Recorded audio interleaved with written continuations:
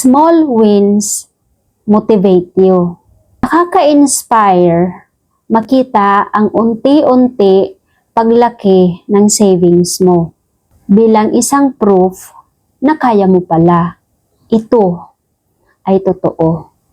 Kasi kapag wala kang nasimulan at wala kang nakikita na result sa mga ginagawa mo, ay hindi ka ma-motivate, hindi ka gaganahan magtrabaho.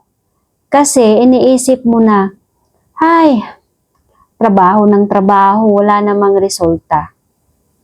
Paano magkakaroon ng resulta kung hindi mo sinimulan na mag-ipon sa maliliit na amount?